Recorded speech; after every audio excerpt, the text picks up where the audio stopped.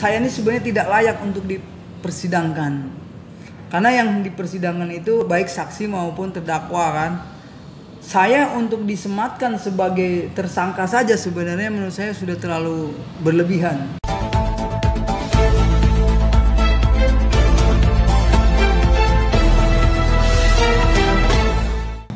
Bismillahirrahmanirrahim. Assalamualaikum warahmatullahi wabarakatuh. Saudara sekalian, dengan saya Edi Mulyadi. Alhamdulillah saya punya tamu hebat. BJP. Pitung. Alhamdulillah beliau ini sebetulnya anak baru. Maksud saya baru keluar. Baru keluar.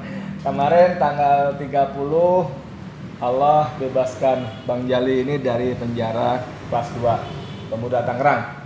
Nanti kita tanya masalahnya kenapa dan sebagainya, tapi Bang Jali selamat dulu ya. Oh baik. Alhamdulillah, ini nggak apa-apa ini COVID nggak ada urusan COVID ya. COVID kita. Udah kita percaya aja sama Allah. Sama Allah dah. Ya kan? Amin. Bang Jali, saya mewakili teman-teman yang kemarin berada di luar. Pertama mohon maaf, walaupun kita punya niat bolak-balik bahwa datang berkunjung, ya ternyata qadar Allah belum kasih kesempatan. Tapi alhamdulillah kita malam ini ketemu. Alhamdulillah. Ini amin. baru 3 hari nih, di tanggal 30 keluar September kemarin, sekarang baru tanggal 3 hari. Nah, kita pengen dengar cerita nih. Sebetulnya Bang Jali masuk tuh kenapa dan berapa lama tuh, Bang?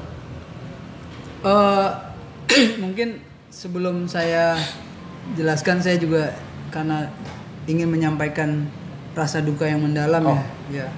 Oh, Pak Mul ya. Pak, innalillahi wa inna ilaihi rajiun. Ini orang salah satu pendiri Pancasila Center, Pak Insinyur Haji Mulyono.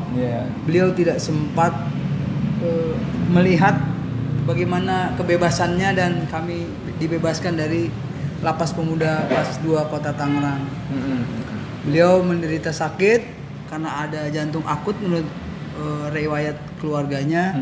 Jadi tanggal 28 dini hari beliau itu masuk ke rumah sakit umum Kota Tangerang dan menghembuskan napas di sana di hadapan istrinya.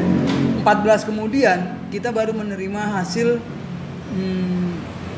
putusan Pengadilan Tinggi Banten. Nah, yang kita sesalkan adalah beliau tidak sempat bersama-sama kita menghirup udara bebas atas kebebasan hukuman yang sudah dijalani. Tapi Allah lebih sayang sama beliau. Punya rencana rasanya Allah punya rencana lebih baik terhadap dirinya ketimbang begitu keluar tugas masih banyak kan. Betul. Nah, yang kedua kita juga ingin mengucapkan terima kasih kepada keluarga khususnya ya yang sudah dengan sabar, dengan lapang dada tabah menerima ujian seperti yang kami alami. Yang kedua, terima kasih yang tidak terhingga kepada pengacara kami, Fitra Romandoni Nasution dan kawan-kawan, serta beberapa pengacara-pengacara lain dari kelompok-kelompok, karena memang kita 17 orang nih, ada 5 kelompok pengacara, kurang lebih 25 orang. Yang ketiga, saya ingin juga mengucapkan terima kasih kepada para aktivis, para politisi, para teman-teman yang sudah memiliki kepedulian, kepekaan terhadap musibah yang menimpa kami terhadap 17 terdakwa yang setempat jadi narapidana 1 hari. Berapa lama misalnya dalam? Kami diputus tanggal 2 Juli itu 13 bulan oleh Ketua Majelis Hakim Pak Sucipto. Akan tetapi karena jaksa penuntut umum mengambil upaya banding, diproseslah ke Pengadilan Tinggi Banten. Tanggal 14 September kemarin ini dirilislah petikan putusan Pengadilan Tinggi yang menguatkan keputusan Pengadilan Negeri Tangerang jadi 13 bulan. Nah, di antara 17 orang ini kan ini bervariasi nih, ada yang udah memasuki masa 1 tahun karena ditangkapnya tanggal 27, sementara saya ditangkap tanggal 10 Oktober. Berarti setahunnya itu nanti 11 November. Nah, kita juga, saya lupa, saya pribadi mewakili teman-teman mengucapkan terima kasih kepada para petugas lapas, baik Kak Lapas, staf dan seterusnya. Sejak kehadiran kami di sana tanggal 23 Januari itu kami dilayani dengan baik. secara profesional dan proporsional. Ada Pak Ari namanya, kemudian Pak Deswar waktu itu yang melayani kita, walaupun rasanya serem sekali karena kami dikawal dengan belasan mobil dari pihak Polda Metro Jaya dan 2 mobil Barakuda itu yang isinya. Berarti kelas serem memang beliau ini, nggak dianggap sebagai tanda kutip penjahat biasa nih kan. Kalau biasa kan cuma ya sekedarnya lah. Sebenarnya bukan penjahat gitu ya. Ini kan di dalam persidangan ya, akhirnya di dalam fakta persidangan, di antara 17 orang ini ternyata tidak hanya 2 orang yang kenal saya. Yang pertama Akbar, sekjen saya di Dewan Persaudaraan DPR Relawan dan Rakyat Indonesia DPR RI, kemudian Bung Damar. Kami memang selalu memimpin aksi-aksi di DPR MPR kan. Yalah, sama lah kita ketemu. Sama. Nah, jadi kita ini berusaha untuk membonding, menyatukan antara dua kubu yang sebenarnya tujuannya sama, tapi mungkin warnanya saja berbeda. Ini basisnya ulama, GNPF, FPI dan PA 212. Kemudian di sini yang nasionalis. Nah, maka kita hadir di tengah. Nah, ini terbukti secara empirik bahwa Ustadz juga datang tanggal 20, ribuan orang kumpul di DPR. Bahkan pada saat perpisahan dengan Kapolres Jakarta Pusat Pak Hari Kurniawan itu sejuk sekali. Kami minta selaku penanggung jawab sampai pukul 17, tapi diberikan sampai pukul 20. Itu artinya Bang Jali Pitung ini mampu memimpin aksi besar secara kondusif dan berakhir dengan sejuk, dikawal sampai selesai, sampai orang bubar tuh. Jadi kembali ke soal tadi, di dalam selama 13 bulan ini apa masalahnya, apa kalau bisa sampai ke dalam itu? Saya dengar tanggal ada itu ya, tuduhan mau bikin bom rakitan apa segala macam gitu. Oh iya, jadi kalau itu kan udah masuk ke ranah hukum ya. Tapi saya mungkin ingin menyampaikan gambaran-gambaran kasarnya saja secara umum. Saya tuh sebenarnya sejak awal dengan Akbar itu tanggal 11 kami di tanggal 10 kami ditangkap. Tanggal 11 tuh kita udah ribut-ribut kecil. Apa sih Bang, ini salah kita gitu. Iya kan? Di dalam tanya apa? Waktu ditahan pun saya bilang, "Pak, saya salah apa? Nanti aja di kantor." Belum kita tahu pasalnya apa, akhirnya kita baru saat itu waktu pemeriksaan kita baru dikenakan pasal masih mengarah kepada Undang-Undang Darurat Nomor 12 Tahun 1951 tentang bahan peledak dan senjata api. Asumsinya kita seakan-akan sebuah kelompok besar yang terorganisir akan melakukan makar dan penggagalan pelantikan Presiden Joko Widodo tanggal 20 Oktober 2019. Nah, ini saya takut lupa. Ada satu hal yang sangat memprihatinkan sekali. Sering saya menyampaikan sama teman-teman jurnalis karena saya juga hobi menulis. Jadi di samping itu hak kebebasan pers nomor 40 tahun 99 warisan Habibie, itu juga ada kewajiban kaum jurnalistik. Kewajiban kaum jurnalis ini adalah hak warga negara untuk mendapatkan informasi yang baik dan benar. Mengapa saya menyampaikan itu? Ini biar saudara-saudara kita di luar tahu. Pada tanggal 18 Oktober itu dilakukan konferensi pers di Polda Metro Jaya oleh Pak Argo Yuwono. Di situ disampaikan bahwa 21 perusuh calon menunggangi mahasiswa dan seterusnya bla bla bla bla. Ini seakan-akan dibuat shock terapi secara publisitas ya. Ini keluarga-keluarga kami ini kebingungan. Salahnya belum tahu tapi dakwaannya seakan-akan nih mau diancam hukumannya 20 tahun. Media menulis seluruh media, saya tidak sebutkan itu satu. Bahasa kita disebut trial by press. Oh gitu ya. Jadi semua di blow up itu. Nah, ini keprihatinan saya sebagai orang yang juga pemerhati jurnalistik. Ketika di dalam masa persidangan, ini kan ada perdebatan-perdebatan hukum yang tentunya juga harus diketahui oleh masyarakat. Sidang itu terbuka untuk umum, tapi wartawan satu pun tidak ada. Mohon maaf, saya tidak menghitung berapa jumlah wartawan dan media yang ada di kota Tangerang, tapi sekurang-kurangnya 5 atau 10 itu mestinya ada. Atau sekurang-kurangnya 2 atau 3, tapi ini satu pun tidak ada media. Artinya apa? Saya ingin pada saat itu ada keseimbangan informasi secara informatif kepada masyarakat untuk memberi edukasi. Tidak hanya versi selalu teman-teman, saya wartawan juga masih wartawan. Memang selama ini kalau ada kasus-kasus itu harus informasi satu pihak dari otoritas, dari penguasa, dalam hal ini dari polisi. Bola-balik polisi ngomong apa aja kita tulis tuh jadi berita tuh.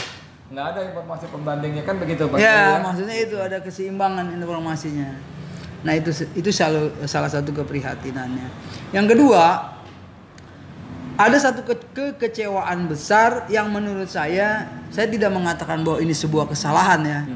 Tentunya di dalam proses SPDP ya, surat perintah penyidikan ya,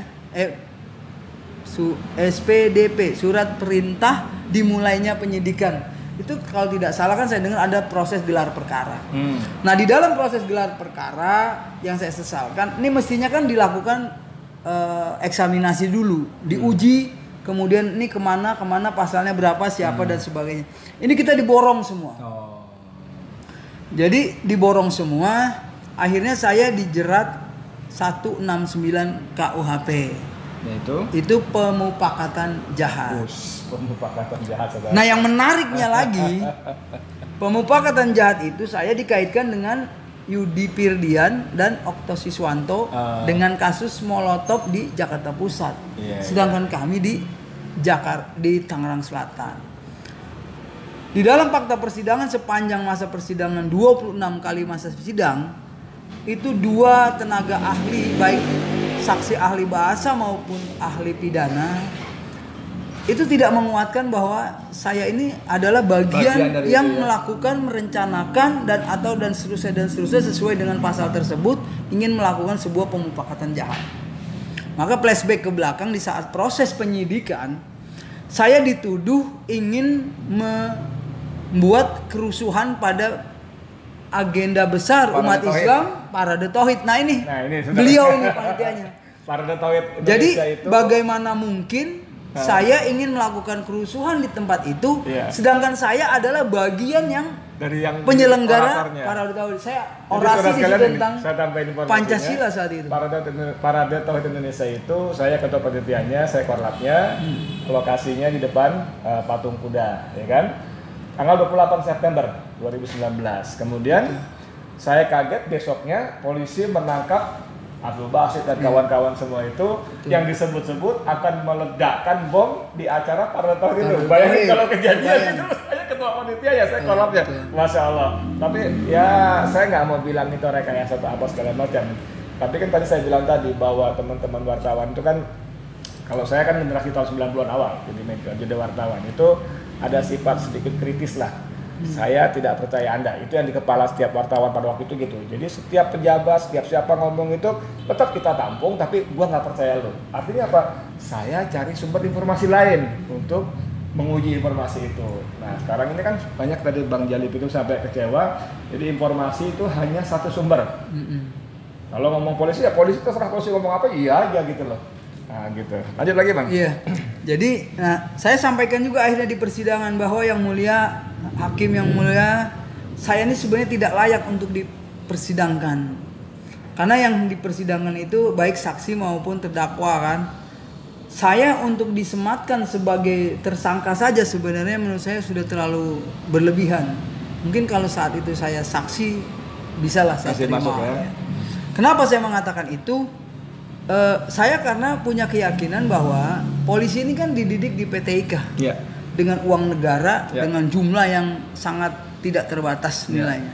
Artinya dia harus memiliki kecerdasan dengan intelijensia yang cukup mumpuni dalam melakukan penyelidikan dan penyidikan. Tidak asal tangkap raup gitu kan.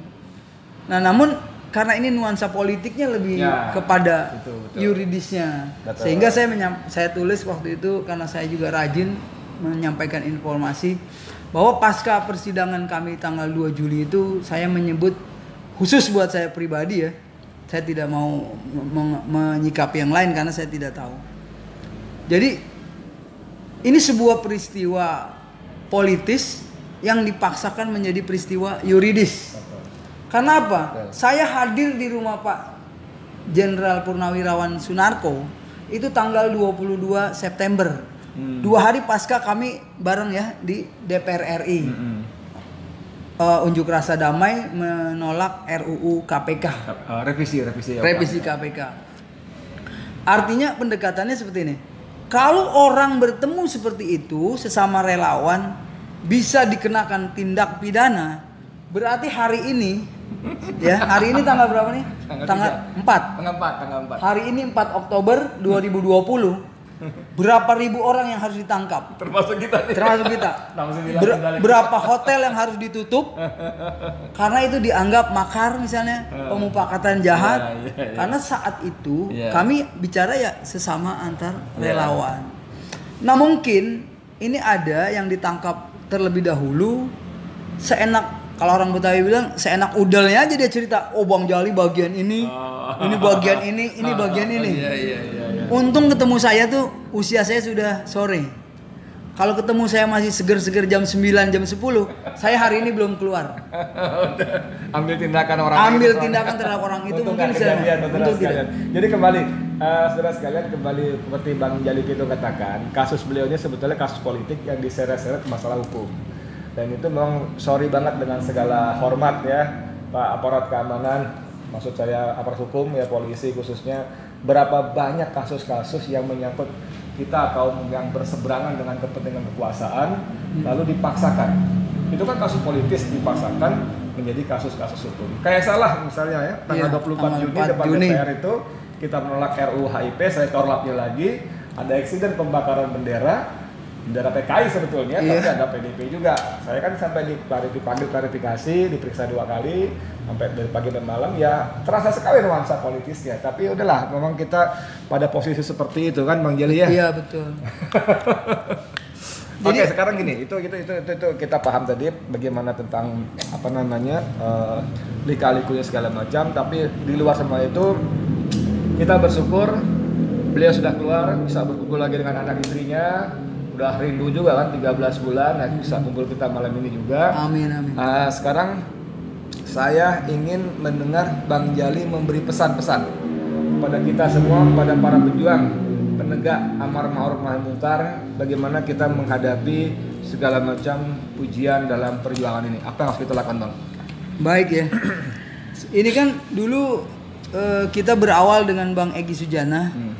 Dari salah satu kelompok tim relawan yang namanya Relawan Nasional Prabowo Sandi. Kenapa kita sebut itu? Karena ini kan narasi yang tidak bisa dilepaskan secara naratif kan? Itu literaturnya seperti itu. Sebenarnya tanggal 3 September 2018 ya. 2018 itu kita sudah sampaikan di KPU. Kita meminta kepada KPU agar presiden yang akan mencalonkan diri itu cuti atau mengundurkan diri. Kenapa saya meminta seperti itu? Ada kekhawatiran saya waktu itu, ini suatu saat ini akan terjadi abuse of power. Penyalahgunaan wewenang. Beda dong kalau orang yang sudah non jabatan kan jabat ya. Karena kelemahannya adalah Undang-Undang Nomor 7 tentang Pemilihan Umum tahun 2017 itu tidak diwajibkan seorang calon presiden dan wakil presiden, petahana atau incumbent itu mengundurkan diri atau cuti. Maka saya tidak heran ketika terjadi hal seperti itu. Kemudian singkat cerita, saya dengan Bang Egy itu sudah melaporkan Pak Jokowi pasca debat Capres 19 Februari kalau saudara-saudara ingat itu di Bawaslu. Kemudian terus berkembang sampai selesai masa kampanye dan pemilihan tanggal 17 September ya. Terjadilah tuh yang hasil pungutan suara. Kita laporkan juga Pak Abhan dan Pak Arief Budiman. Saya selaku pengadu, kemudian Ketua KPU Pak Arief Budiman dan Pak Abhan Bawaslu selaku Teradu 1 dan Teradu 2. Bersamaan dengan itu proses di Mahkamah Konstitusi MK juga masih berlangsung. Saya berpikir tadinya surat keputusan nomor 30, saya lupa nomor berapa gitu ya, 30. Iya, nomor 30 tanggal 21 Mei malam KPU mestinya itu di hold. ditahan dulu sambil menunggu bagaimana ini MK, bagaimana ini sidang kode etik di Bawaslu. Tapi kita terjebak dalam sebuah rangkaian pasal-pasal klausul-klausul yang ada di Undang-Undang Nomor 7 Tahun 2017 itulah kita. Maka di depan Pak Haryono saya bilang, saya Bang Jali Pitung tidak mau terjebak di dalam Undang-Undang Nomor 7 Tahun 2017 yang impoten. Saya bilang impoten memang. Karena itu hanya macan kertas saja. Untuk apa kita perdebatkan yang belum selesai? Toh juga diketok juga tanggal 21 batas akhir harus diputus siapa pemenangnya. Sedangkan ini ada perselisihan dan MK tidak mau bertanggung jawab soal itu. Kalau saya salah bicara, Anda bisa googling Pak Anwar Usman ya. Ketua Majelis MK mengatakan bahwa hal-hal yang terkait dengan kecurangan pemilu, pidana pemilu bukan ranah kami. Dia hanya menghitung saja perselisihan, makanya itu PHPU namanya, perselisihan hasil pemilihan umum, kalkulatif. Jadi maka ada plesetan MK Mahkamah Kalkulatif. Itu bukan saya yang bilang. Nah, akhirnya berlangsung sampai saat ini kita dengar putusan putusan MA nomor 44 yang baru keluar. Itu orang udah punya anak cucu, dia baru lahir. Ya itu. Jadi ini saya nggak ngerti lah pokoknya. Kembali ke fokus ke permasalahan saya karena memang awalnya dari situ. Nah, apakah akibat dari suara-suara saya yang sumbang lantang terhadap menyuarakan kebenaran ini, kemudian saya dicari celah di mana salahnya? Karena memang saya terus terang pasca 2122 Indonesia khususnya Jakarta ini terkesan mencekam. Terus ulama juga cooling, diproteksi untuk tidak ada aksi. Saya tahu dari mana itu, saya dengar sendiri bahwa sudah tidak boleh ada aksi-aksi di Jakarta pasca kerusuhan 212 Mei. Kemudian saya sampaikan juga sama pejabat, Pak, kalau ada undang-undangnya, ada peraturannya, ada pasal apa yang bisa menyebutkan bahwa orang unjuk rasa tidak boleh, tolong saya dikasih tahu. Karena saya yakin itu tidak ada. Akhirnya saya diberikan STTP, surat tanda terima pemberitahuan. Akan tetapi tidak dilanjutkan karena tanggal 14 Juni itu berbarengan dengan MK. Kebetulan teman saya Ebit itu juga ditelepon oleh salah satu petinggi Partai Gerindra. Saya tidak sebut namanya, mohon maaf, untuk tidak aksi dilakukan Bang Pitung. Oke. Kemudian langsung habis lebaran baru kita buat. Saya memberi tema itu Gerakan 30 Agustus namanya. Di dalam nuansa yang masih heroik merah putih, kita ingin ulama yang sudah diproteksi, teman-teman aktivis, rakyat, umat dan adik-adik mahasiswa, maju bergerak. Kita bukan mau melakukan sebuah kerusuhan, tapi unjuk rasa yang konstitusional sesuai dengan Undang-Undang Dasar ya, pasal 28E.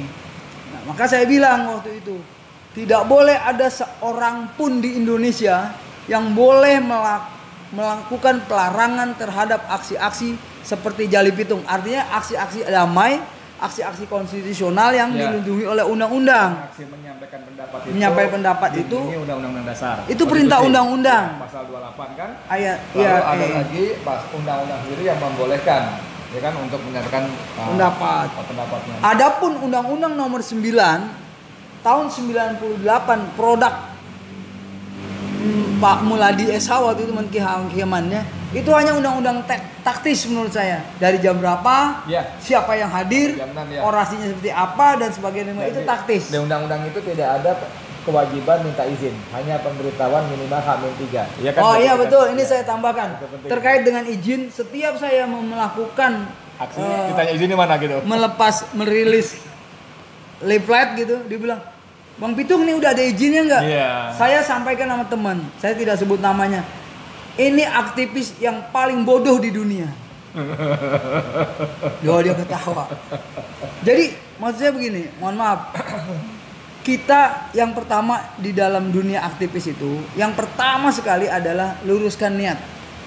Sepanjang niat kita tidak lurus, nggak usah dengan polisi, nggak usah dengan tentara.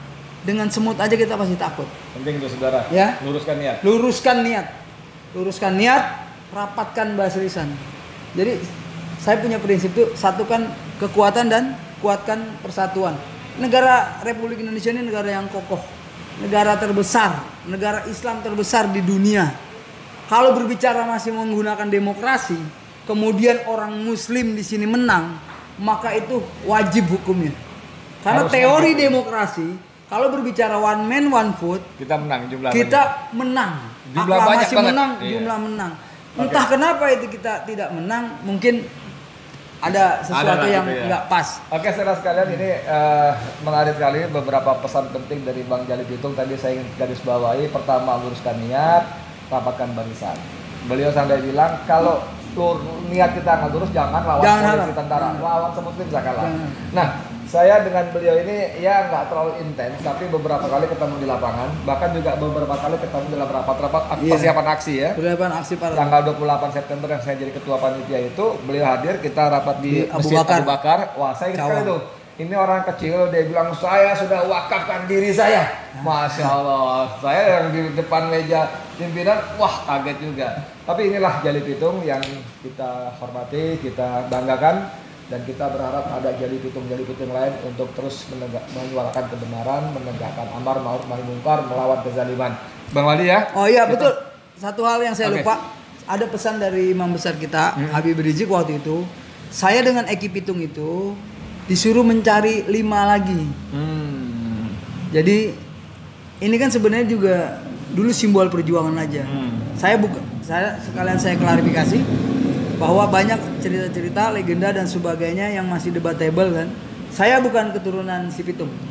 Tapi saya adalah pencinta idealisnya si Pitung. Karena memang kita dengar Pitung tidak sempat berumah tangga. Sehingga kalau ada keturunannya kita juga belum tahu ya.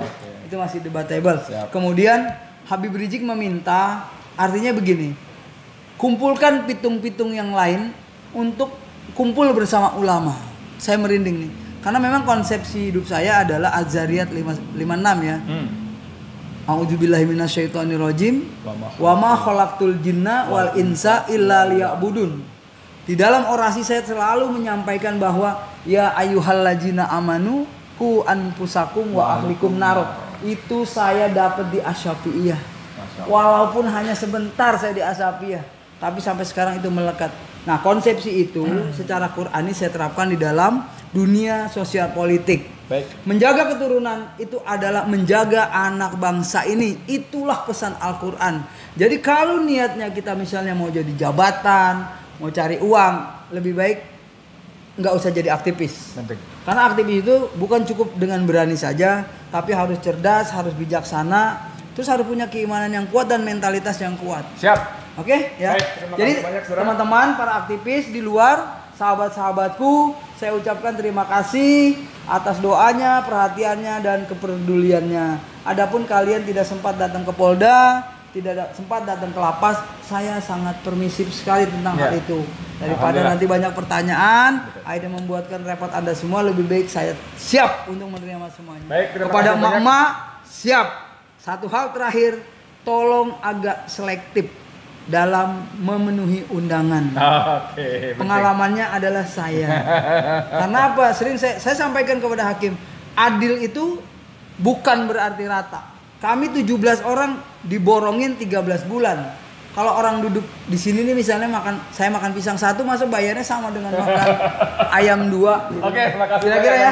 Baik ya. Saya itu banyak pesan penting yang buat kita semua. Dari saya Edi Mulyadi, saya Bang Jalil Pitung. Terima kasih banyak. Assalamualaikum warahmatullahi wabarakatuh. Allahu Akbar. Allahu Akbar.